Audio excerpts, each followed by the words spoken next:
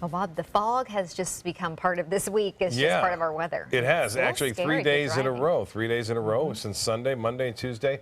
Dense fog advisories are in effect. And this is from the Van Wezel webcam, Haley. Get a look at this. As the sky was looking pretty good at 3 o'clock. Sunshine out there glimmering off the, glistening off the bay right there. And you can see as the sun was going down, a fog bank rolling in. Sea fog, really just limiting visibilities. Quite a bit, just around 5:45, and some interesting photos sent in. You talked about the unconditional surrender. Well, this one, it was a great shot here from Val, always getting some wonderful photos, and you can see that fog and fogginess behind it right there, all across parts of downtown Sarasota. And this from Sam, appreciate this one going up over the Ringling Bridge. Also, visibility is down to about 3/4 of a mile right now being reported at the Sarasota Braden Airport.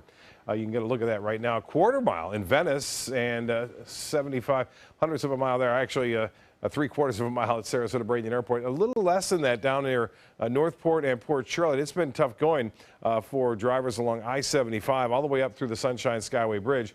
A dense fog advisory in effect all the way through Manatee County and through Sarasota County, which more than likely will be expanded as we move through the early morning hours. More dangerous fog to start things off tomorrow. A weak cold front will move through, but that won't happen until Thursday morning. So we'll see another round of fog, I think, tomorrow night. And then a warm weekend ahead. So this front, not really much of one as far as cold weather is concerned. Just some slightly drier air will move in behind the front. Right now, heavy rainfall has been moving through parts of the Panhandle tonight, and this will continue to sag southward now. It's going to be taking its time, though, getting through us. It won't be around tomorrow. Tomorrow night and into early morning on Thursday, there's a chance we could see a few showers, but not like they're seeing right now near Panama City. Currently, it is 66 degrees and pretty close to the dew point. Winds are out of the north at 7, the pressure 30-10, and that is fairly high. It continues to rise at this hour. The high today was warm, 79 degrees, again above average. 74 is our normal, and 87 the record. Look at the record low, 22 degrees set back in 1962.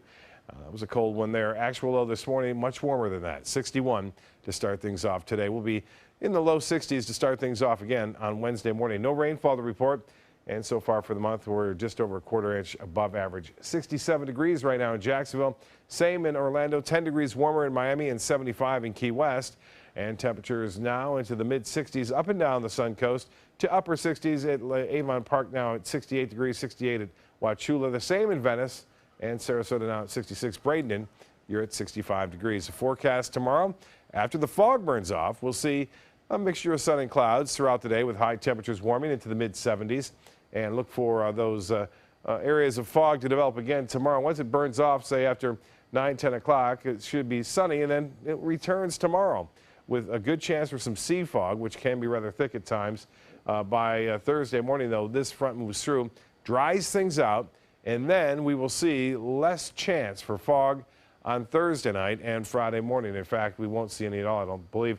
Right now, the big story is going to be the cold weather that continues to move off to the east right now. You saw some snow over Ohio. Well, temperatures are starting to drop down into Kansas City. Chicago now at 4. Detroit, it has moved into this Arctic air mass, will continue to shift off to the east.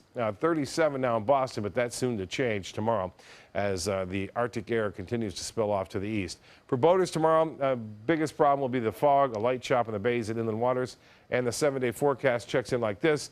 High temperatures still pretty warm, although a little bit cooler on Thursday, I should say Friday morning, into the mid-50s. That's still slightly above average, though. And then we get into the weekend, sunshine with highs in the low 80s.